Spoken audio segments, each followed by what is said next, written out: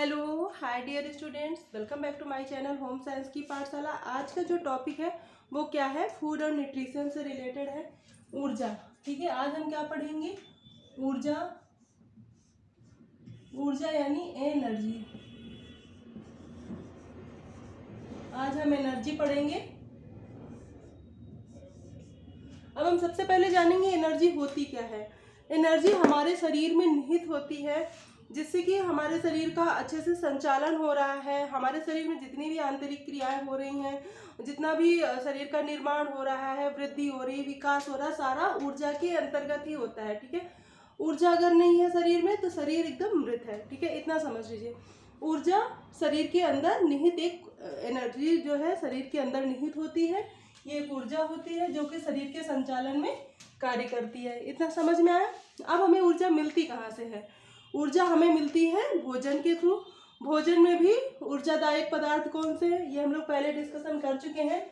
ऊर्जादायक पदार्थ कौन कौन से हैं? कार्बोज और वसा। कार्बोज और वसा ऊर्जा देते हैं।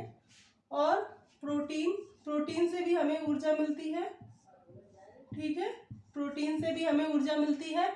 और प्रोटीन जो है शरीर निर्माणक होता है। ठीक है, ये इससे सिर्फ ऊर्जा मिलती है। और जो है शरीर, प्रोटीन जो है शरीर निर्माणक होता है। इतना समझ में आया?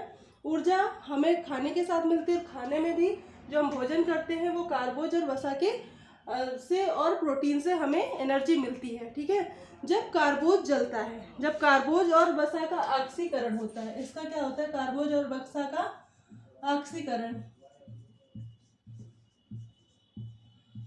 ऑक्सीकरण होता है O2 से। ठीक है, O2 से जब ऑक्सीकरण होता है कार्बोज और वसा का, मतलब कार्बोहाइड्रेट, जो भी हम लोग भोजन करते हैं उसके अंतर्गत जो कार्बोहाइड्रेट आता है और वसा आती है, उसका जब हमारे शरीर के अंदर पहुंचकर पाचन, अवशोषण और चयापचय होता है, उस प्रोसेस के बाद जो ये सारी प्रोसेस के अंतर्गत ऑक्सीकरण होता है, उसके बाद इससे क्या बनता है? ऊष्मा बनती है। अब ऊष्मा क्या होती है? ऊष्मा मतलब गर्माहट। ऊर्जा के अंतर्गत ऊष्मा भी आती है। ठीक है, ऊर्जा मतलब ऊष्मा बनती है, CO2 और H2O बनता है। CO2 plus H2O। जब कार्बोज और वसा का ऑक्सीकरण होता है तो क्या बनता है? ऊष्मा प्लस CO2, मतलब शरीर को एनर्जी मिलती है। और कार्बन डाइऑक्साइड जो कि उत्सर्जन हमारी सांस के थ्रू बाहर निकाली जाती है। और H2 और पानी जो कि शरीर में निर्माण में सहायक हो जाता है, क्योंकि जो मसल्स होते हैं ना, वो पानी जो शरीर में बचता है वो मसल्स वगैरह में वो ल्यूब्रिकेंट्स का काम करते हैं। जब हमने पोषक तत्व तो बताया था तो उसमें बताया था। तो क्या बनता है? जब कार्बोज और वसा का ऑक्सीकरण होता है यानी ऑक्सीजन के साथ, तो क्या बचता है? ऊष्मा, CO2 मतलब कार्बन डाइऑक्साइड, जो कि हम लोग गैस श्वसन तंत्र के बाद इसको उत्सर्जन के रूप में निकाल देते हैं। और H2O, ये मतलब पानी। और जब प्रोटीन का ऑक्सीकरण होता है, प्रोटीन का ऑक्सीकरण होता है, तब क्या बनता है? जब हमने पोषक तत्व तो पढ़ा था तो क्या पढ़ा था? जो प्रोटीन है, जो प्रोटीन है वो क्या करता है? हमारे शरीर का निर्माण करता है। ठीक है, और जो प्रोटीन के अंतर्गत जब संरचना पढ़ी, प्रोटीन जब हम पढ़ते हैं ना, तो इसमें क्या क्या होता है? CHO। कार्बोज में भी CHO होता है, इसमें भी होता है। इसमें N और होता है, क्या होता है? नाइट्रोजन। प्रोटीन में नाइट्रोजन अलग से होती है जो कि इसे कार्बोज और वसा से अलग बनाती है। और नाइट्रोजन कितने परसेंट होती है? 16%। ठीक है, क्लियर हो रहा है? प्रोटीन में कार्बन, हाइड्रोजन, ऑक्सीजन के तो और बंध होते ही हैं, साथ में एक नाइट्रोजन का भी बंध होता है। तो जब इसका ऑक्सीकरण होता है तो उसके बाद क्या बनता है? CO2 plus urea. अब यूरिया कहाँ जाती है? यूरिया जो है ये भी उत्सर्जन के रूप में शरीर से बाहर निकल जाती है, और CO2 भी उत्सर्जन के रूप से बाहर निकल जाता है। ठीक है, ये अवशेष पदार्थ होते हैं जो कि शरीर से बाहर निकल जाते हैं प्रोटीन का जब ऑक्सीकरण होता है। तो इतना क्लियर हुआ? ऊर्जा क्या है? ऊर्जा हमारे शरीर में निहित एनर्जी को ही ऊर्जा बोलते हैं, जो हमारे शरीर को चलाने में, संचालन करने में सहायक है। और हमें मिलता कहाँ है? भोजन से। भोजन में भी किन तत्वों से? कार्बोज से, वसा से और प्रोटीन से। इतना क्लियर हुआ? और जब कार्बोज का ऑक्सीकरण होता है, कार्बोज और वसा का ऑक्सीकरण होता है, तो इससे हमें ऊष्मा मिलती है, कार्बन डाइऑक्साइड मिलती है और H2O मिलता है। और जब प्रोटीन का होता है इसमें नाइट्रोजन होता है, इसकी वजह से इसके ऑक्सीकरण के बाद CO2 और यूरिया मिलता है। यूरिया नाइट्रोजन की वजह से होता है, ठीक है, यूरिया नाइट्रोजन की वजह से होता है, इस नाइट्रोजन की वजह से। इतना क्लियर? अगर इतना क्लियर है तो इसको हटाते हैं।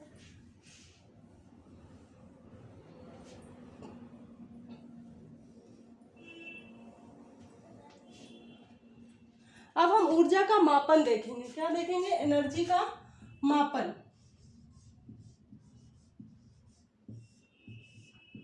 मापन में क्या होता है, मतलब जो ऊर्जा होती है, एनर्जी हो, हमारे शरीर की जो ऊर्जा है उसको मापते किसमें है? तो इसकी अंतरराष्ट्रीय इकाई क्या है? ऊर्जा की अंतरराष्ट्रीय इकाई क्या है? जूल है। जूल में एनर्जी को नापते हैं। किस में नापते हैं? जूल में। तो जो ऊर्जा होती है इसको नापा किस में जाता है? जूल में। ये एक अंतरराष्ट्रीय इकाई है, ठीक है, अंतरराष्ट्रीय इकाई SI, ठीक है, ये एक अंतरराष्ट्रीय इकाई है। अगर आपसे पूछा जाए एनर्जी का मापक का जो मात्रक है क्या होता है, तो जूल होता है, ठीक है। ये अंतरराष्ट्रीय इकाई होती है, मतलब अंतरराष्ट्रीय स्तर पर जूल को एनर्जी की इकाई मानते हैं, मापन का असर मानते हैं, ठीक है। और जो भोजन से जो ऊर्जा मिलती है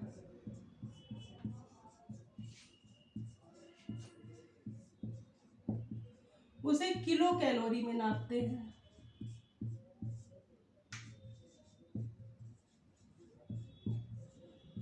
उसे किलो कैलोरी में नापते हैं। भोजन से जो ऊर्जा मिलती है वो किलो कैलोरी में नापते हैं। समझ में आया? मापन, ऊर्जा का जो मापन है उसकी जो अंतरराष्ट्रीय इकाई है वो है जूल। और जब हम भोजन से जो हमें ऊर्जा मिलती है ना, उसे हम कैलोरी में नापते हैं, ठीक है, किलो कैलोरी में। इसको हम प्रदर्शित करते हैं KCl से, KCl, ठीक है, कैलोरी, किलो कैलोरी से प्रदर्शित करते हैं। और जूल को प्रदर्शित करते हैं J से, ठीक है, J से प्रदर्शित करते हैं जूल को, और किलो कैलोरी को प्रदर्शित करते हैं KCl, यानी किलो कैलोरी, ठीक है।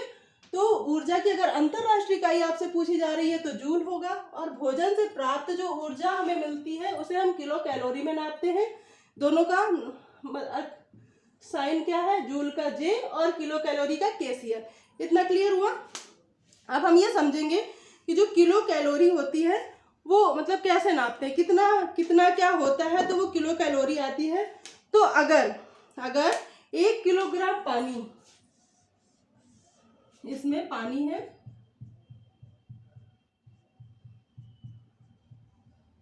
इस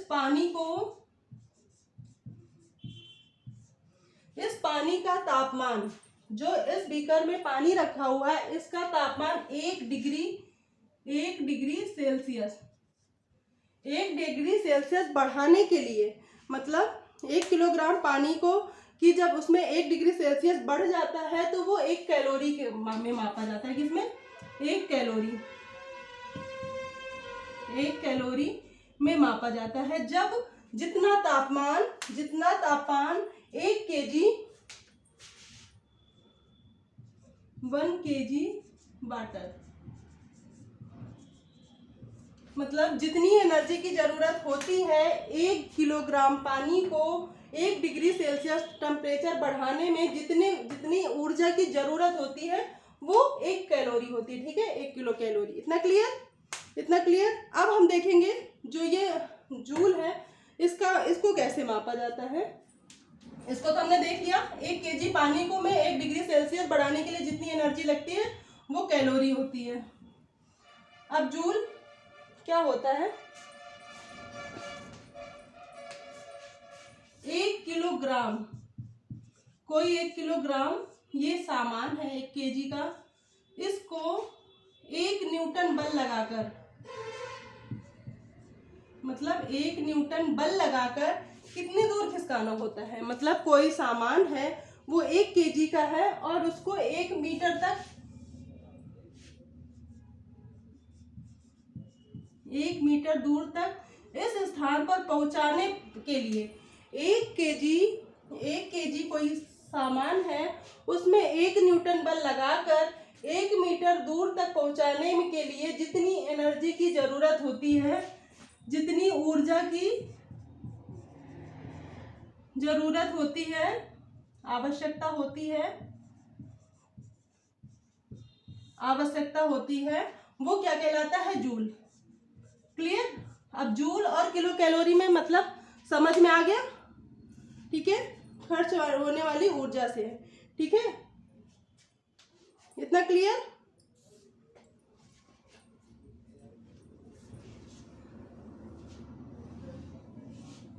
इतना हमने जान लिया। ऊर्जा की जो अंतरराष्ट्रीय इकाई है वो है जूल, और भोजन को हम भोजन से प्राप्त जो ऊर्जा होती है उसको हम किलो कैलोरी में मापते हैं। और नेक्स्ट हमने पढ़ा कि जब 1 केजी पानी को 1 डिग्री सेल्सियस टेम्परेचर बढ़ाने के लिए जितनी एनर्जी की जरूरत होती है वो किलो कैलोरी होती है। और अगर 1 किलोग्राम वजन का किसी सामान में 1 न्यूटन बल लगाकर 1 मीटर तक दूर तक विस्थापित किया जाए तो वो जूल कहलाता है। इतना क्लियर? अब आगे देखेंगे हम। इतना तो हमने देख ही लिया था कि हमें कौन कौन से क्या मिलता है और किससे कितनी एनर्जी मिलती है।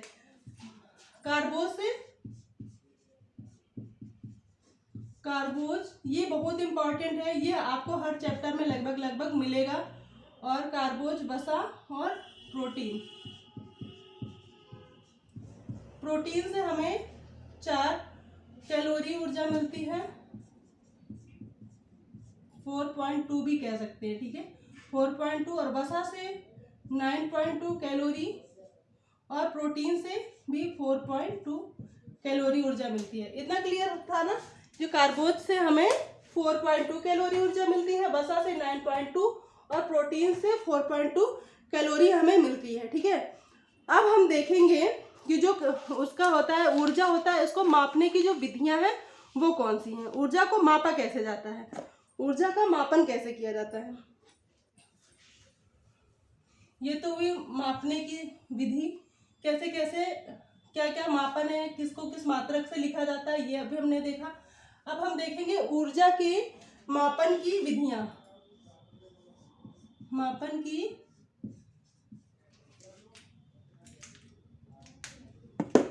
विधियां,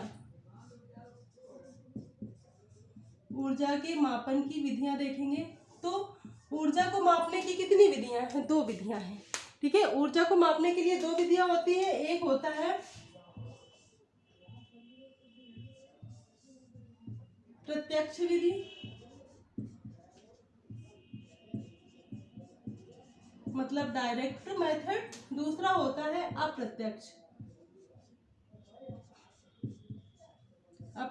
विधि।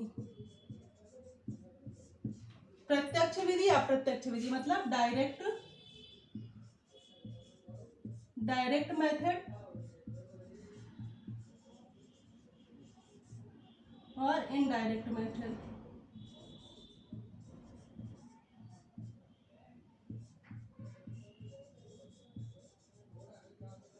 इस जगह भी हमें एक चीज और समझनी होगी। अभी हमने बात की थी ऊर्जा हमारे शरीर के अंदर भी निहित है और हम उसे बाहर से भी लेते हैं। ठीक है, बाहर भी जो सामग्री, जो भी भोजन हम करते हैं उसमें भी ऊर्जा होती है। तो जो ये विधि है ना, तो शरीर के अंदर जो एनर्जी है उसको मापने के लिए, हमारे शरीर के अंदर जो एनर्जी है उसको कैसे मापा जाता है, वो प्रत्यक्ष विधि के अंतर्गत आता है। इसके अंतर्गत क्या आता है? डायरेक्ट मेथड के अंतर्गत हम हमारे शरीर में जो हम भोजन को करते हैं, उस भोजन को करने के बाद हमारे शरीर में जितनी ऊर्जा बनती है या फिर हमारे शरीर के संचालन में जितनी ऊर्जा की आवश्यकता होती है वो प्रत्यक्ष विधि के अंतर्गत आएगी। ठीक है, वो प्रत्यक्ष विधि के अंतर्गत इसमें